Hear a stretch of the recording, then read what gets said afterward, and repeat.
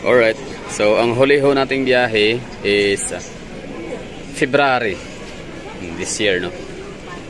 So, bali, ano ba yun? From Davao to Manila, Manila to Bohol, Bohol to Cebu, Cebu to Iloilo, Iloilo to Boracay, Boracay to Mactan ulit, from Mactan to Davao, no? So, nangyari ho yun sa buwan ng Enero and February nitong taon. So, yun po yung huli ho nating biyahe, lipad-lipad, no? So, ngayon, lilipad-lipad na naman ulit ho tayo mga hagala dito sa kasama si Cebu Pacific. So, syempre, so, ano, kailan ba yun? So, February, March, April, May, June, May, no? So, May. So, it's 3 months ago. So, 3 buwan din tayo na bakante. Ibig ko sabihin na busy, no? Wala tayong ganap sa buhay. Ibig ko sabihin walang gala. So, nanilibago ako dito sa airport nito natin sa Davao. So, ang ganda, no? Laki na improvement. Sarcasm. Hindi, joke lang naman. Ibig ko sabihin doon is, ang Davao City ngayon is, kahit paano, meron siya improvement, no? Kahit paano, meron kunting move. Meron kunting paggalaw, no? So, ano ba yun? So, ngayon, yun ang i-feature ko ngayon. Yun ang ating itatopic. Yun ang ipapakita ko sa inyo, no? Magtutur ho tayo, tour around. So, kumusta na nga ba ang Davao City? Or Francisco Bangoy International Airport, Davao City. So, kung meron na ba siyang ganap, meron ba siyang changes, meron ba siyang bagong may mga bago na bang ano, no, kaganapan ho dito, mga bagong naidagdag sa mga infrastructure, no, sa physical and geomechanical, basta lahat, no. So, ito lang, bali itong ating benches ho dito, same pa rin naman, walang changes, walang pinagbago. So, ating mga restaurants ganun pa rin naman. Pero meron ako napansin kanina, yun nga, pinaka first ever na nakita ko is yung bumungad sa atin na pushcart, no, na sa isa kong vlog, na in fairness ay ano siya, bago. So yung kantin natin dito na semi-karinderya na parang sari-sari store ni Aling Maliit. So existing pa rin ho sila. Pero ako yung tipo sa tao na ano, hindi ako masyadong demanding, no.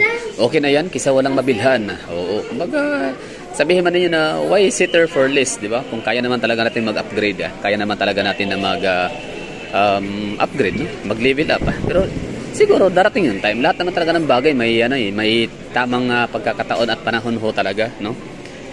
So, aantay lang ho natin. Okay, si ito 'yon, no? Okay lang. So sa ating taxiway, sa ating runway, so far wala pa siyang masyadong nabago. Wala pa siyang nabago. So, same pa rin, no? So, ang mga pagbabago na nakita ho natin kanina sa outside facade ng ng ating airport. So, 'yun ang babain ho natin ngayon. Tingnan ho natin, papakita ko sa inyo yung dati kasi last year and last 2 years ago, siya parang under construction. Oo, yung may mga detour, no, may mga reroutes sa mga entrance and exits. Oo, kasi dahil may mga under construction and under renovations. So ngayon tapos na ho sila. So yun po yung titingnan ho natin, yun ang outside facade ng ating airport, ng ating pangdaigdigang paliparan ng Davao. Okay. So, ito pa pala, una kong 'di ba napansin yung yung outside facade, tapos yung isa is yung pushcart na mga bago na sila. Hindi na sira-sira yung gulong. Tapos marami na akong nakikita mga foreigners, in fairness. Oo. So, ibig sabihin, talagang nag-improve yung natin, tourist spots. Pwede, no? O di kaya parang gumagalaw yung natin, tourism office kahit paano. So parang na-promote yung mga dapat i-promote na para makainganyo ng mga turista. Okay, pang-apat na spotting ko rito, spotting nyo na bago. So, ito wala to dati. Nung January, February wala yan. Ngayon meron na. Meron tayong parang monitoring dito, monitor. Ay, oo nga pala, aircon, no? So, in fairness ang aircon ngayon, mas parang malamig pa rin naman dati, no? Pero parang mas ramdam ko ngayon ang lamig ng aircon. Palibasa, walang masyadong tao, no? Hindi siksikan. So, ito pala, mayroong ding nakalagay dito na tarpaulin kung saan nakasulat na CAAP Philippines, Davao International Airport, PTB Improvement Project. Exterior perspective. So, ito yung magiging hitsura. Actually, yan na yung ganap ngayon. Yan na yung hitsura. So, labasin nga natin kung yan ba talaga. Kita nyo yan, yung design. Parang siya, mirror, transparent mirror na meron siyang parang ganda-gandong design, yung mga diamond, no? So, ano siya, parang tribal something or ano, parang representing. Anong ibig sabihin yan? Anong meaning? Siyempre, ano yan may representation yan or parang mayroong meaning yan. So, yan ang tutok sa labas ngayon. Tingnan natin. So, ano ibig sabihin ng PTB? Davao International Airport, PTB, Improvement Project. Oh, yun, no? Mga painting. Ano ba tawag dito? Mural? Ano ba tawag sa painting na yan? Sorry ha, sa aking teacher. Shout out sa aking MSET ba yun or MAPI? Nakalimutan ko na ang tawag dyan sa drawing na yan. Mural yata. Masasabi ko na mapapansin ko rin naman kita paano yung mga changes. Hindi man lahat, pero at least mapapansin ko siya. Kasi parang masasabi kong observant din ako. I'm observant enough para hindi ko mapansin yung yung mga changes. So ito, restaurant, no? Pang ilan na ba to? Pang-6, pang-7? Yan na sa una. So yung pushcart na bago. Yung outside facade na nagiging transparent glass na siya. Pangatlo is yung mga foreigner. Tapos yung kiosk na binago, dilipat, which is hindi siya convenient para sa akin. So pang-4, pang-5 ito. Pero silang suka at sili. Nice one. So restaurant, nadadagdagan yung dito.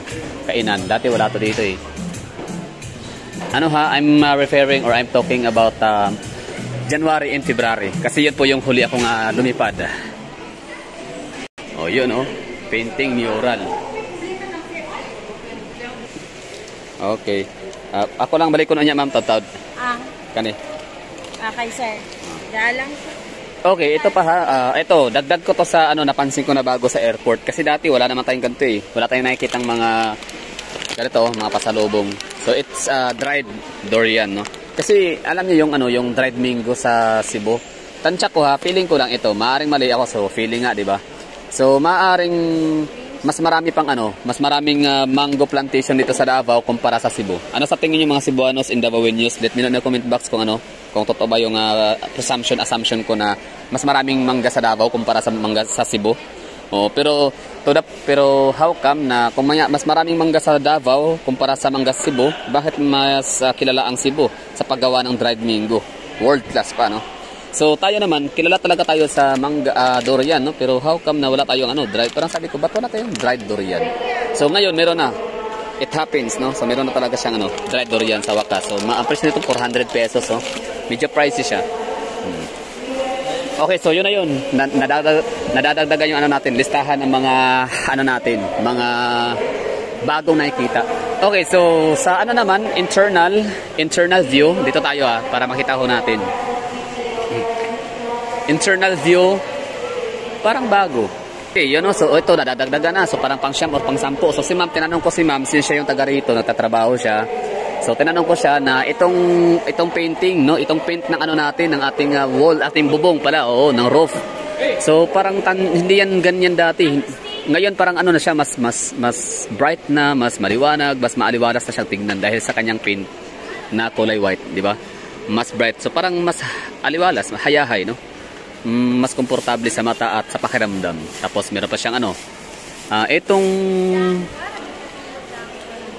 transparent glass na ginawang bubong sa gitna, parang matagal na yata yan. So hindi ko siya masasabing bago. So ito na yung painting. Okay, so tara, baba pa tayo kasi tingnan natin yung outside facade. Yan, kung may changes ba talaga. Yun na yun, no? Yung nakita natin kanina sa sa tarpaulin.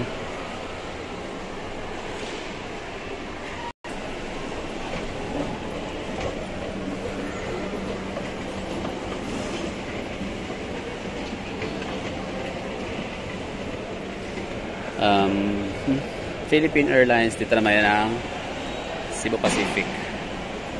Okay, dito tayo sa baba, no? So ito na yung natin, titingnan sa labas.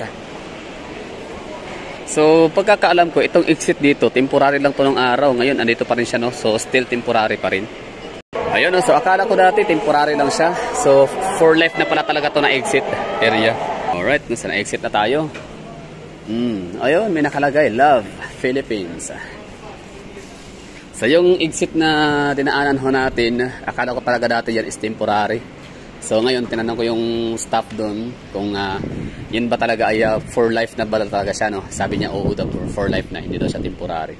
Okay. So walang nabago. Ayun, sa sa waiting area ganun pa rin. Maliit pa rin, no? Oh, hindi na dadagdagan yung ano, yung seating capacity. Okay, so dito tayo, Davao International Airport. Kita niyo naman kanina nung ano no, sa isang video ho natin nung ako nag-vlog papasok dito. Nakita niyo naman ang ano, ang kanyang design. So ito siya ay ano no, hango ito, inspired by Philippine Eagle ang kanyang disenyo, yung parang toka. Tapos yung kanyang ano, yung crown, ano tawag sa ulo, o ulo ng ano, agila. Ayan oh, itsura. So parang may ano pa, hindi pa tapos ang construction dito no, yung mga changes or yung ano, yung mga renovations. So ito pala siya, baliktad siya. So yung Love the Philippines, parang doon yung ano, design yan para sa mga palabas. Yo, welcome to Davao City. Andiyan na yan, parang mas pinatingkad lang yung kulay. Mas binano, mas parang ano, nirepaint. Okay, so labas natin na konti kasi parang tatawag na yata yung ano natin, aircraft. Nakalanding na yata, hindi ako sure. Baka din ako papasukin. Ayan, so walang nabago sa ano, sa seating capacity ng ano natin, waiting area. Waiting area ha, para sa mga pasahirong na kakalapag lang. Oo, nag-aantay ng ano, waiting for their sundo in service.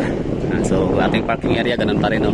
Yung mga B1, C2, yung mga numbering sa mga parking area, hindi yan siya visible sa gabi pag madilim. So sana gawin siyang ano no, LED o di kaya ano, yung mas paliwanagin pa ba, mas pailawin. O yun lang no. So dito tayo, lakad dito konti. Ito pala, di ako sure ha, pero parang ano, parang extension to dito na area. Parang mas pinalaki ang ano pala, yung waiting area. Kasi dati parang dyan lang yun no, dati. Pero ngayon oh, mas malawak na siya. Wala nga lang talagang upuan o ilang benches lang. So yun, nabago yun doon. Kahit paano no, nadagdagan, na-extend, mas napalapad, napalawak.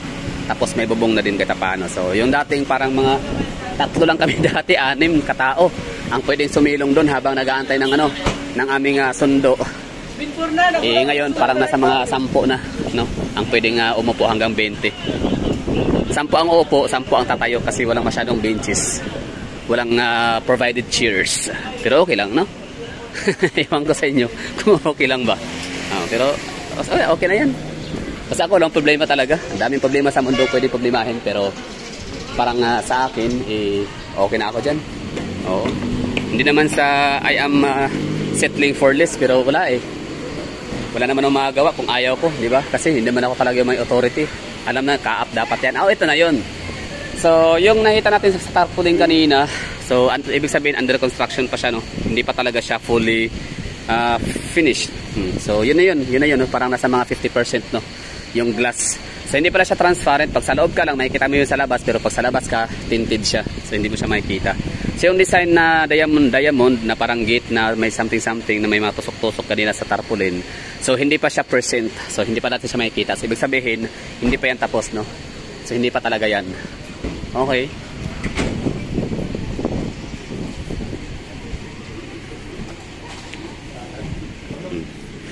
So mukhang okay na siguro tayo. So just in case na ma-turn off ko na tong ano, camera, ma-stop na yung ano natin dito, video. Ibig sabihin nun ay yan na yun no.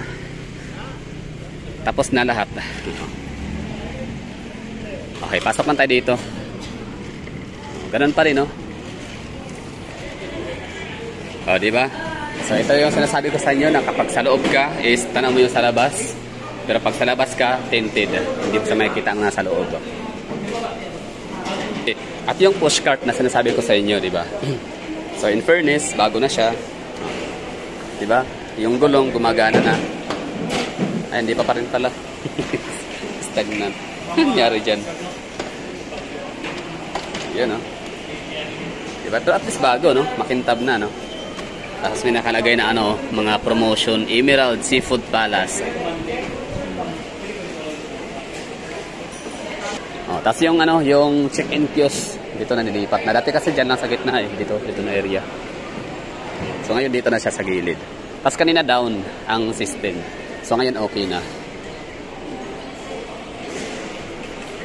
Yeah. So okay na, akita tayo at baka tayo maiwanan ng eroplano. Hindi pa tayo makatuloy-tuloy sa mga ano natin, mga transactionist no.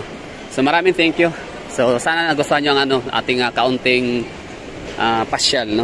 Pamamasyal tour around sa Davao City International Airport. So ano masasabi nyo? Okay ba? May changes ba? May pinagbago ba? So let me know in the comment box. Healthy conversation is a must, no? Remain respectful and stick to the content, to the topic. Bawal ang mag-away.